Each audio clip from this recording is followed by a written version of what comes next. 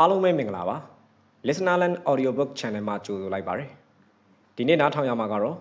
စာရေးဆရာတာတရဲ့စာအုပ်ပေါင်းချုပ်တွေကစုံထီဆိုတဲ့ဝတ္ထုတိုတစ်ပုဒ်ပဲဖြစ်ပါတယ်တင်ဆက်သူကျွန်တော်ပြေဖြိုးပါဆရာကိုပယောကကူးတဲ့စီကိုကျုပ်လိုက်သွားတာဗျဖိုးညိုကသူ့လဲနဲ့နွားနှစ်ကောင်တက်ပေးလိုက်တာသူ့မှာနွားကောင်ကြီးပဲနှစ်ရှင်းရှိတာဗျနွားတစ်ရှင်းဆိုတာနှစ်ကောင်ကိုခေါ်တာဗျသူတို့မှာနွားနှစ်ရှင်းရှိတယ်ဆိုတာနွားလေးကောင်တွေဗျဘိုးညိုရဲ့နွားကြီးတွေကတကယ်နွားတန့်နွားချောကြီးတွေဗျလှဲကလည်းအမြဲတမ်းတိုက်ချွတ်ပြီးစီမံမှန်ထိုးထားတော့တန့်ပြန်ပြီးချောနေတာပါဗျယောဂတွေကမိန်းမဗျတိတ်ငယ်ငယ်တော့မဟုတ်ပါဘူးအသက်30ကျော်လောက်ရှိမယ်ဆရာကထုံးစံတိုင်းယောဂစစ်တာပေါ့ဗျကလေးမဘိုက်အောင်တာဘဲချိန်အောင်တတုံညနေတစ်ခါအောင်နေညတကောင်လောက်မှတစ်ခါအောင်နေဆရာကြီးဒီအချိန်တွေကပုံမှန်ဖြစ်နေကြပဲလားကွဟုတ်ကဲ့ဆရာကြီးပုံမှန်ပဲတော့ဘယ်တော့မှစပြီးဖြစ်တာတော့ကလေးမရဲ့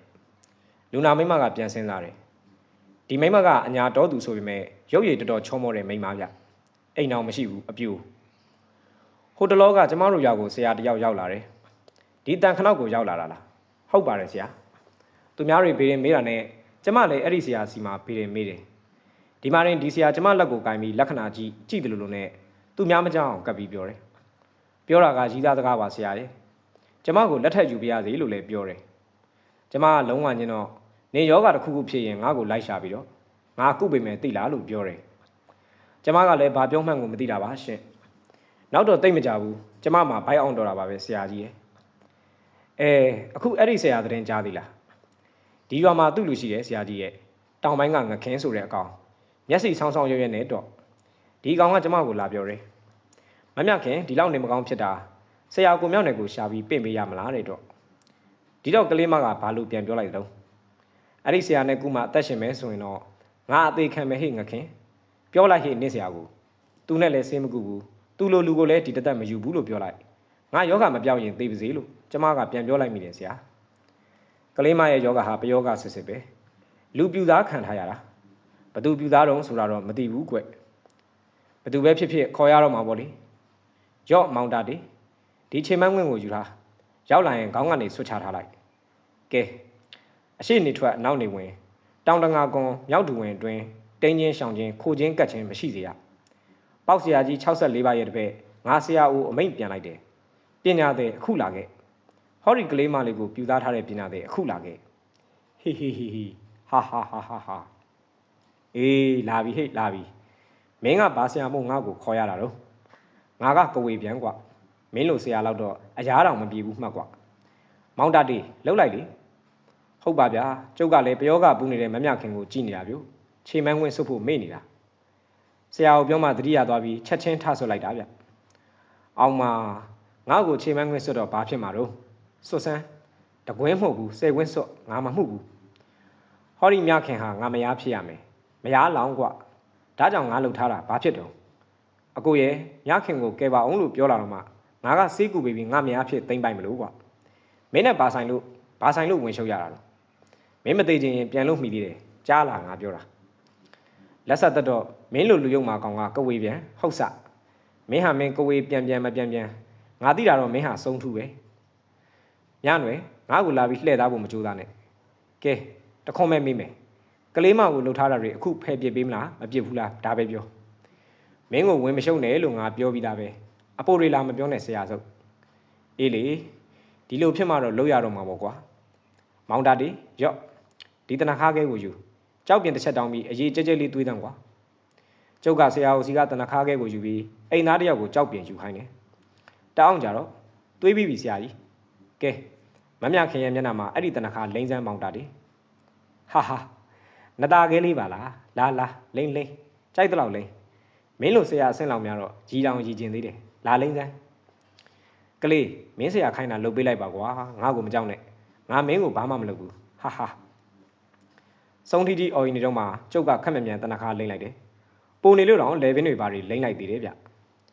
လာမောင်တာတီဒီနားလာနေကျုပ်လိမ့်ထားတဲ့တနခါကခက်ကျဲဆိုတော့ခဏဆို6သွားတာပေါ့ဗျာတနခါ6ရင်တင်းတာပေါ့ဗျာအဲ့ဒီတင်းထားတာကိုပဲဒီစုံထီကမခံနိုင်တာဗျဟာခမည်းတော်တော်ယုံမာတာပဲကျုပ်ကိုလိမ့်တဲ့တနခါကဘာတနခါတော့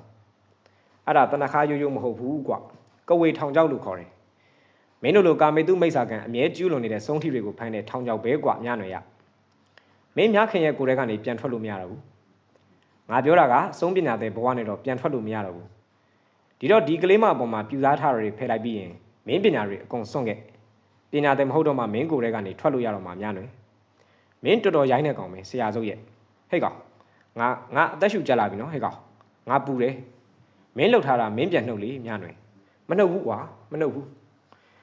မောင်တာတီကျုပ်ကတဲပြီးစိတ်မရှိဘူးကွရော့ဟောဒီဖိုခနောက်ပေါ်မှာဒါကိုတင်ဒီရေထက်ဒီထင်းနဲ့မီးမွှေးတန်းကွဟောရကတဆူဝါ၃ချောင်းနဲ့လှုပ်ထားတဲ့ဖိုခနောက်ကွဒါကိုထိတ်ဖွင့်ထားတဲ့လူကောင်းကောင်ဟောဒီထင်းချောင်းကခေါင်းကတစ်သားလေးတွေကဒီရေကရေလုံးအိုးတွေကရေဒီကောင်းခွန်နဲ့ရေထည့်ပြီးကြိုတန်းကွမြင်မြန်ကျုပ်ကမြန်မိသားပါဗျာအိမ်သားတွေစီကတန်များတစ်ချက်တောင်ပြီးခံလိုက်တယ်တဆူဝါ၃ချောင်းကိုဖောက်ထားတဲ့အပေါက်ကလေးတွေမှာအသင့်ပါလာတဲ့တန်ချောင်းလေးတွေကိုထိုးပြီးဖိုခနောက်ကလေးလှုပ်လိုက်တယ်ခေါင်းမြင်ထင်းချောင်းလေးတွေကိုချက်ချင်းမိမွှေးပြီးလူကောင်းကုန်ကိုမိဖို့ပေါ်တင်တယ်ရေလုံးအိုးတွေကရေကိုခေါင်းဝင်နဲ့ထည့်ပြီးရေနွေးကြိုလိုက်တယ်ခဏကြာတော့ရေဆူလာပြီဆူပြီဆရာကြီးအေးဆူရင်ဒီအင်းကိုထည့်လိုက်ဒါသိမ်ဝင်အင်းကွအားကြီးစွမ်းတယ်ဒီကောင်ကကိုဝေထောင်ချောက်တနခါကိုခံနိုင်ရရှိနေတယ်ကွကျုပ်ကသိမ်ဝင်အင်းကိုလူကောင်းကုန်ရေနွေးအိုးထဲထည့်လိုက်တယ်အောင်မလေးဗျအပူလှကြီးရဲ့ဗျအောင်မလေးသေးပါတော့မယ်ဗျမမြခင်ကျမ်းမြန်မာလူပြီးអော်နေတာပါဗျာဒါပေမဲ့အတန်ကယောက်ျားတန်ကြီးဗျအောင်မလေးဆရာရဲ့ကျုပ်ပညာကိုကျုပ်ပြန်နှုတ်ပါမယ်ဗျာဟဲ့ကောင်ဆုံးထီနှုတ်မှဆိုရင်အခုနှုတ်ငါကစိတ်သိရှိတဲ့လူမဟုတ်ဘူးမောင်တာတေထင်းတစ်ချောင်းထတ်ထိုးစမ်းွယ်အောင်မလေးမလုပ်ပါနဲ့ဗျနှုတ်ပါပြီဗျနှုတ်ပါပြီမမြခင်ကလူလိမ့်နေရာကထားပြီးသူ့လက်နဲ့သူ့တကိုယ်လုံးကိုတတ်ချတယ်ဗျဘာမှချမ်းမထားနဲ့အကုန်တတ်ချလိုက်ဆရာကခက်ပြက်ပြက်အတန်နဲ့အမိန့်ပေးတာဗျမရှိတော့ပါဘူးဆရာရဲ့အားလုံးဖယ်ပြီးပါပြီဗျကျုပ်ကိုသွားခွင့်ပြုပါတော့ဗျာကျုပ်ပူလုံးလို့သေတော့မဲဗျဆရာရဲ့ဟဲ့ကောင်ငါပြောပြီးသားပညာတဲ့ဘဝနဲ့ထွက်လို့မရတော့ဘူးကွာမင်းပညာစွန့်တော့ပေါ့ဗန်းတစ်ချက်ယူခဲ့ကြမြဲမြဲမမြခင်ရဲ့မိကြီးကလင်မန်းကြီးတစ်ချက်ပြေးယူပြီးပေးတယ်ဗျဟဲ့ကောင်ကြာရင်မင်းအသက်ပါသေးသွားတော့မယ်တိမ်ဝင်အင်းကိုခေါင်းဝင်နဲ့ပြုံရင်ဘယ်ဆုံးမှမခံနိုင်ဘူးကွာမင်းသိလားမင်းပညာတွေမြဲမြဲမင်းစွန့်ရင်မင်းသေသွားလိမ့်မယ်ရက်ဆက်လိုက်တာဆရာရဲ့ကျုပ်မှဒီပညာတွေတက်ဖို့ဟိုးဝေးကြီးကရောနယ်ဘက်ကိုသွားပြီးတင်ခဲ့ရတာဗျဆုံးမကြီးကိုခြေဆုပ်လက်နဲ့ပြုတ်ခဲ့ရတာဩဖြစ်မှဖြစ်ရလေများနွယ်ရဲ့အပယ်သွားဖို့ကိစ္စကိုဒီလောက်တောင်ခက်ခက်ခဲခဲလုပ်ခဲ့ရတာလားဟေ့ကြားတယ်မြင်မြန်စွန့်တော့ဟောအမ်မီပြူအမ်မီဆုံးထီးကြီးအမ်မီဟာလင်မန်းထဲမှာဝန်းဝန်းလက်လက်စိမ့်စိမ့်ရည်တွေဗျဟာအဲ့ဒီထဲမှာပလင်းသေးသေးလေးတစ်လုံးဗျအယောင်တွေလက်နေတယ်ဝုန်းဟဲ့မြခင်တတိထားမောင်တာတေခြေမိုင်းဝင်းချွတ်လိုက်ပြီးရင်ဒီရေနဲ့မျက်နှာကတနခါတွေဖြတ်ပြီးလိုက်ဆရာကိုခိုင်းတဲ့အတိုင်းကျုပ်ကမမြခင်မျက်နှာကိုရေနဲ့တောက်ပြီးအဝတ်နဲ့ပုတ်ပေးလိုက်တယ်ကျုပ်လိမ့်ထားတဲ့တနခါလဲပြောင်းသွားရောမမြခင်တတိရလာတယ်အကောင်းမဲဗျသူဘာမှမသိဘူးယိုဆရာကမင်းညက်တစ်ချောင်းတောင်းပြီးဆုံးထိရဲ့အမတ်ထဲကဝန်းဝန်းလက်လက်ပလင်းလေးကိုညှက်ယူလိုက်တယ်အဲ့ဒါလေးကိုစက်ကူနဲ့တေးသေးချာချာထုတ်ပြီးသိမ်းလိုက်တယ်ကျန်တာတွေကိုတော့အိမ်သားတွေကိုမြေချင်းနဲ့တူပြီးမြုပ်ခိုင်းလိုက်တယ်လူတွေကိုဒုက္ခပေးမဲ့ဆုံးတယောက်တော့ညော့သွားတာပေါ့ဗျာဆရာကိုဗန်ပွေးကုန်းပို့ပေးပြီးထဏောင်းကုန်းကိုကျုပ်ပြန်လာခဲ့တယ်အိမ်ပြန်ရောက်တော့နှရိုင်းသွင်းချိန်ရှိပြီဗျ